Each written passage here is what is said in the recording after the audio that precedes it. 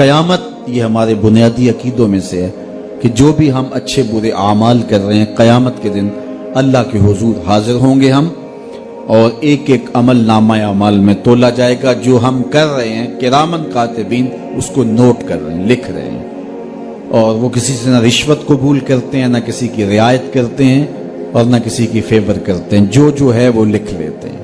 اور جب فساق و فجار نامہ اعمال پڑھیں گے تو اس میں ہر چیز لکھی ہوگی، تو بے ساختہ پکار اٹھیں گے، ما لہذا الکتاب لا یغادر صغیرۃ ولا کبیرۃ الا احصاها، ہائے اس کتاب کو کیا ہو گیا، اس نے چھوٹی بڑی ہر بات لکھ دی، لکھا ہوا سامنے آ جائے گا۔ زمین بھی گواہی دے گی، اپنے اعضائے بدنیاں گواہی بھی دیں گے، فرشتے بھی گواہی دیں گے، اور نامہ اعمال میں بھی لکھا ہوگا۔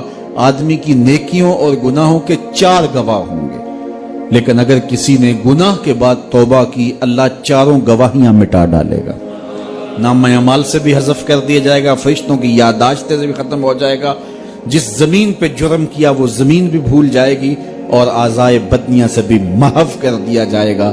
تو گناہ کے بعد سچی توبہ انسان کو ایسے کر دیتی ہے جیسے ابھی ماں کے پیٹ سے جنم لیا ہو، اور اس کی رحمت کا در کھلا ہے، توبہ کا دروازہ بند ہوگا قرب قیامت میں۔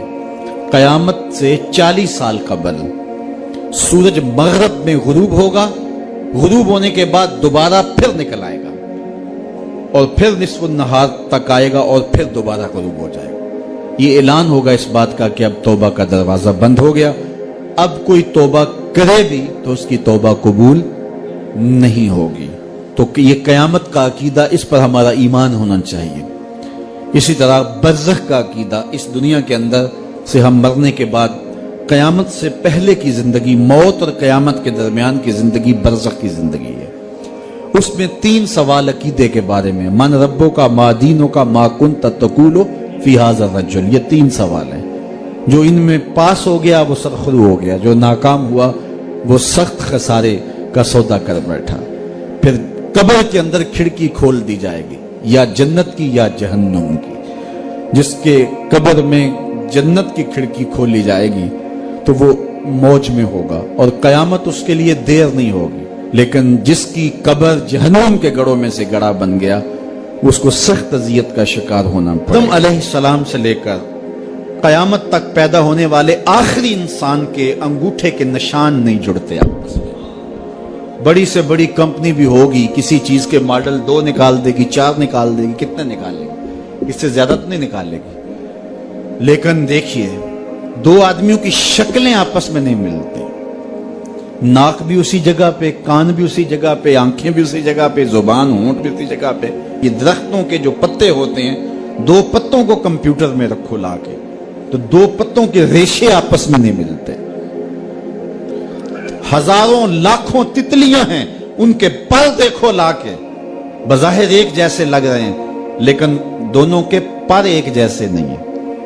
ہم تو شاید پہچان نہیں سکتے، لیکن یہ جو ذمہ دار ہوتے ہیں یہ بھینسوں اور گائیوں کو پہچان لیتے ہیں۔ ان کی شکلیں ایک جیسی لگ رہی ہوتی ہیں لیکن ان کی بھی شکلیں ایک جیسی نہیں ہوتی۔ مجھے بتاؤ یہ رب کے علاوہ کون ہے ایسا تخلیق کار؟ تو اگر غور کریں، تفکر کریں، تدبر کریں تو اس کی ذات کا کبھی بھی انکار نہیں ہو سکتا۔ تو اللہ پر ایمان لانا کہ وہ متصرف حقیقی ہے، اس نے پوری کائنات کو تخلیق کیا ہے، اس کے اذن کے بغیر کچھ نہیں ہو سکتا، اس کے امر کے بغیر کچھ نہیں ہو سکتا۔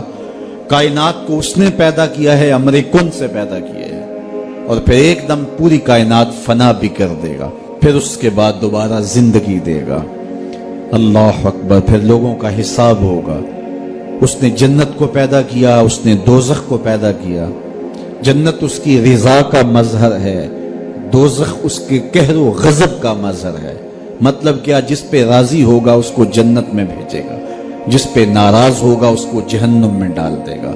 تو جنت کی طلب کرنا اللہ کی رضا مانگنا ہے، جہنم سے پناہ مانگنا اللہ کے قہر و غضب سے پناہ مانگنا ہے، کہ مالک اپنے قہر و غضب سے بچانا۔ دونوں اللہ کی پیدا کردہ ہیں اور تیار ہو چکی، اعدت، بالکل تیار ہو چکی۔ جنت بھی تیار ہے، جہنم بھی تیار ہے۔ نیکوں کاروں کو جنت عطا کرے گا اور بدکاروں کو جہنم عطا کرے گا۔